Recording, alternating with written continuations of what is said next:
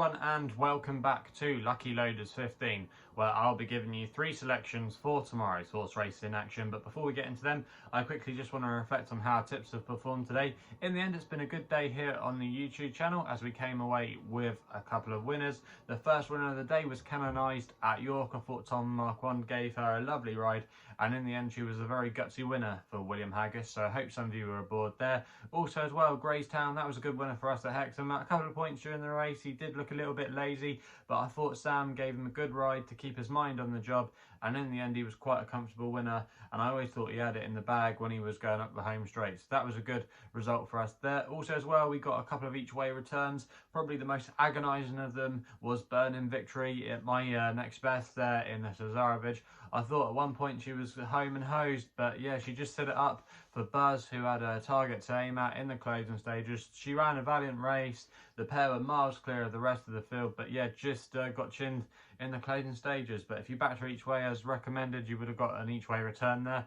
And also as well, the long shot of the day, Brave Eagle, he ran a good race for the majority of it, but he just got tired up the home straight, but he was still able to keep on for the extra places that were on offer with quite a few firms. So if you got the extra 4 places at 12 to 1 as advertised, you would have got a nice each way return there. So yeah, they were the good selections today. We still do have one to run tonight at Chelmsford, so fingers crossed we can get a good result there in the 7:30. And the only disappointment of the day, you have to say, was the Nap. The Grandson C in the end was just given too much to do, I think, by being held up. He was in mid-division, but not too many horses today were coming from off the pace at Chepstow. If you actually go back and look at a lot of the results, you kind of wanted to be racing handy, especially on the chase course, so maybe you can forgive him the run there. But yeah, on the whole, a lot of Paul Nicholls' horses were disappointing overall. They did drift out in the betting throughout the day, quite a few of them, and even the ones that did win at short odds, they weren't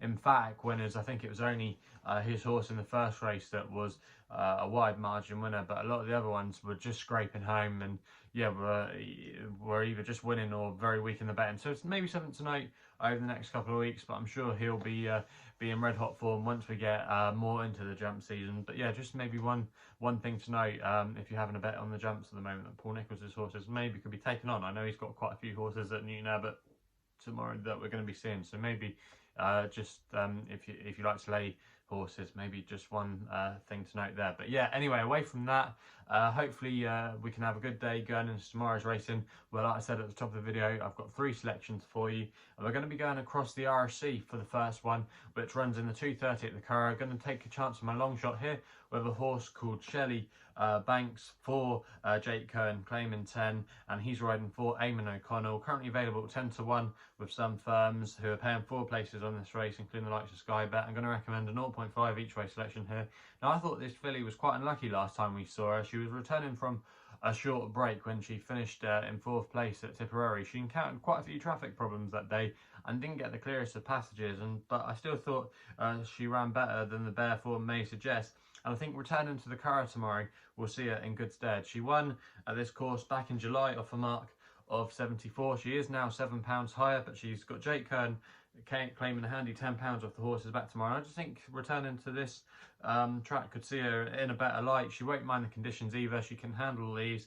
I just think she's got a really strong chance in this race. She's still a 3-year-old. She still could be open to a little bit more improvement, and I think she'll be spot on now after that run from returning from a break. So yeah, I do think she's got a really good chance in this race tomorrow, and I think she'll be there or thereabouts come the end of the race. So yeah, she's going to be my long shot of the day in the 2:30 at the Curragh. We then move on to the next best in the 2:55 at Goodwood, and my next best of the day is going to be Atlanta's Boy for Tom Greatorex, claiming 3, and he's riding for David Minutier. Now, this horse does sometimes come with a few quirks attached. However, I think Goodwood really, you've got to back him at this course. He's got a fantastic record over this course and distance. He's 5 wins from 7 starts, and I think in a Class 3 handicap tomorrow, which this is, despite having to carry top weight, I think he's more than good enough to get a 6th victory at Goodwood. He's got, like I say, a fantastic record here, and last time we saw him, he was a good winner when making all over this course and distance, beating a fair yardstick in Abel Kane for Rob Millman's team, who's been in fantastic form this year. He went on to boost that form by winning on his next start at Doncaster. So that form reads well, and I think in this contest tomorrow he's got a good chance. He doesn't mind a little bit of ease in the ground as well. He's won on heavy ground here in the past, and I think if he gets an easy lead tomorrow and can be able to dominate this race from the front, he could have too much for them. But like I say, he does have a few quirks up his sleeve sometimes. Sometimes he doesn't want to get out of the gate sharp. You know, sometimes he can be slow out the stalls. I remember I fancied him for the Stewards Cup, I think it was last year, where he ran no sort of race at all. I think he absolutely blew the start and just was always up against it. So, like I say, he can come with a few risks attached, but he's drawn in still 2 tomorrow, which I don't think will be a problem if he can get across in time. I think he should be able to dominate this field. And I think at 7-2 there, that's more than a fair price, and I'm going to recommend a 1-point win bet. I think arguably he could be a little bit shorter. So yeah, he is going to be my next bet of the day. We then go to the Nap, which runs at Goodwood in the 440, staying there with a horse called Favourite Moon, currently available at 4-1 for Tom Marquand and William Haggis. Going to recommend a 1-point win bet here. Now, I was in Newbury when he last ran, and I actually backed him that day at quite a big price. And even though he didn't give me the each way money, because I did back him each way, I think he was about 16s on the day I managed to get him at. He still ran a really good race to finish in 5th place. He was only just run out of the places, but he was keeping on in the closing stages, and that was his first run from a little bit of a break. He's actually been campaigning quite a lot in Australia, and he's actually still, I think, relatively untested in the UK. But the key to him is ease in the ground, and he's going to have that tomorrow. He hasn't had it too many times in his career over here when we have seen him, but I do think off a mark of 99, it's very workable for him. And his 5th place, like I say, at Newbury, was actually a race that worked out quite well, because you had the 2nd place horse called The Wind. He ran okay in the Cesarovich. I think he finished maybe in 3rd place. And then also as well in there in 6th place, you had Surrey Gold for Hughie Morrison, who was a winner at York, I believe, yesterday. So the form reads quite well, and I think in this race tomorrow he does have a chance off 99. Maybe his best form could be over a mile of 6, but I do think he'll be doing all his best work late on. He'll be staying on really strongly at the end. He's got a good draw tomorrow and still 4 to work from, so if Tom Marquand can just get in there, get in the mid division, or just be tracking the pace, I think he's got a really good chance tomorrow. And like I say, I think the ground should be fine. I think the trip should be fine. I think the mark should be fine. I think he should be a little bit more forward from his run as well. Really no excuses for this horse tomorrow.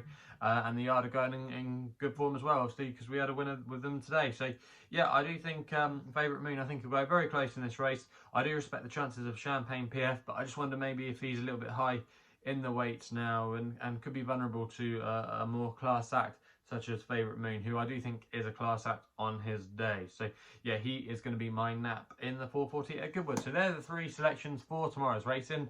Let me know in the comments box below what you're going to be backing tomorrow. Also, as well, if you're still enjoying these videos, remember to hit the thumbs up button and subscribe here to my YouTube channel at LuckyLoaders15. If you want to follow me on social media, Twitter is the place to do so, where my handle is at LuckyLoader15. And if you want to find out a little bit more about myself, my website is www.chrisloaderracing.co.uk. So please gamble responsibly. Hopefully we can have some winners for you tomorrow, and I'll be seeing you soon.